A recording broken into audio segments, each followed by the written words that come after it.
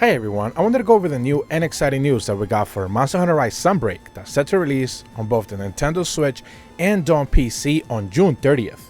And today we're going to be checking out a couple of brand new gameplay clips regarding the brand new Marionette Spider. This is basically a brand new collectible hunter helper that can be found in the brand new maps when it comes to Monster Hunter Rise Sunbreak, specifically in the Citadel, which is the only place we've been able to see it so far, but presumably it's also going to be making its way into the older maps, since this brand new mechanic that is going to introduce is something that it needs to become available pretty much in every single one of the maps that's available in the game. Now, to be specific, this shouldn't be confused with the current puppet spider that's available in the game.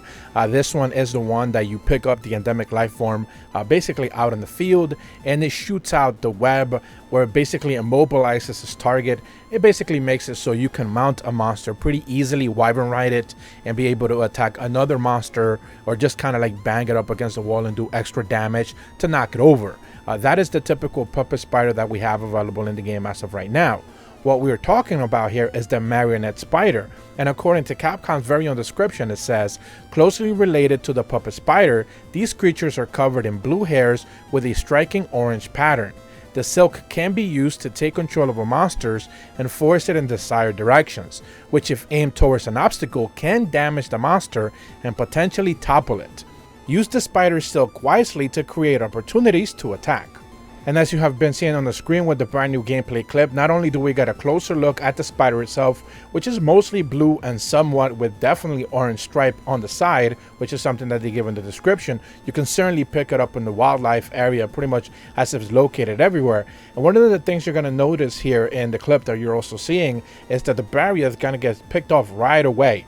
So essentially the hunter will trigger it. Presumably this is going to be one of those things that you can actually use the brand new radio menu setting to be able to like kind of pick from your menu options and kind of just activate it automatically.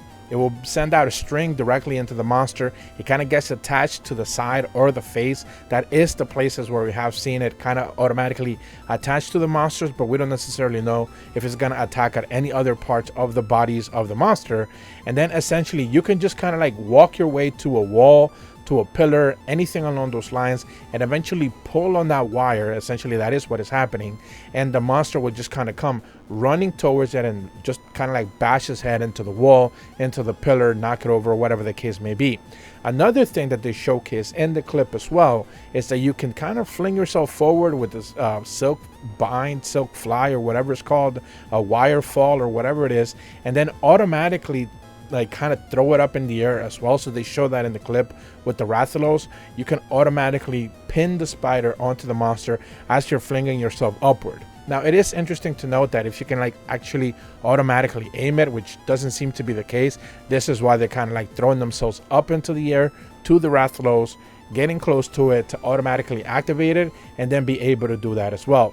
It would be interesting to see if the puppet spider also get this added benefit as well, that you can maybe automatically throw it up, jump yourself into the air, toss it onto the monster, it becomes incapacitated, and then you can mount it up. That would be interesting if that is a mechanic that they're going to add, because now the Marionette Spider has that same brand new opportunity as well. And then of course in the clip you actually see the hunter jump itself up into the wall with the wire bug and then pull the Rathalos into the wall, gets knocked over, gets dizzy, you know, pretty typical stuff.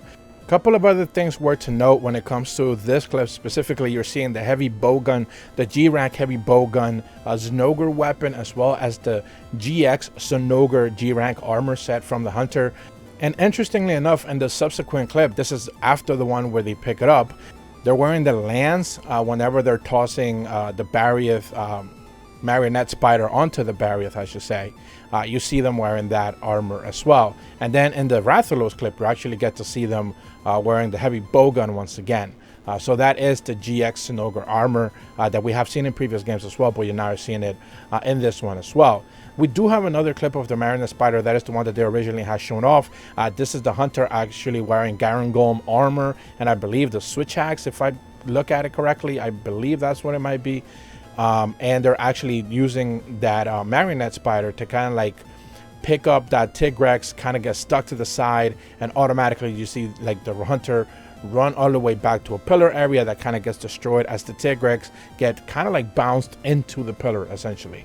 And that is essentially all that happens. You have the situation where a monster will essentially get pulled into the pillar, gets knocked over, and is broken down. And that is basically what this Marionette spider is going to do. So you're going to have two spiders to deal with. The puppet spider, which can incapacitate a monster, so you can actually jump it, wyvern ride it, and be able to just do damage to it or attack another monster. Or this Marionette spider, which is automatically just going to be able to get it toppled over and dizzy point essentially, so you can have free damage on it. Presumably you're going to be able to pick up both of these spiders and be able to make the best out of any situation, maybe even multiple ones. The mountain one is always interesting because you can only like use it once per hunt, I think, or like after a certain amount of times you can use it a second time.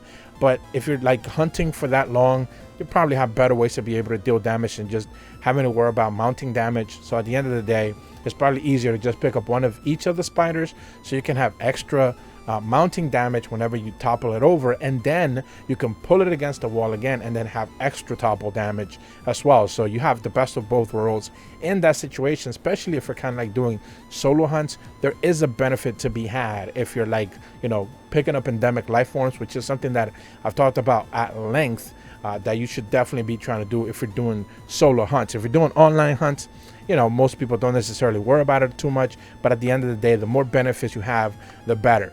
And what I think I like about this is the fact that Capcom is introducing brand new endemic life forms into the game. Hopefully they continue to do that going forward. Hopefully we actually do get to see more spirit birds. I do think that they're beneficial at the end of the day. Maybe even actually giving us a spirit bird, kind of like the shining glowing one, that kind of like merges all of them together into one big benefit. I would love to see them actually give us different color spirit birds that maybe they're limited, they only show up in certain places in the map, but they actually give us, like, you know, higher stamina, higher health. Another one with just more attack and more defense, that kind of a thing.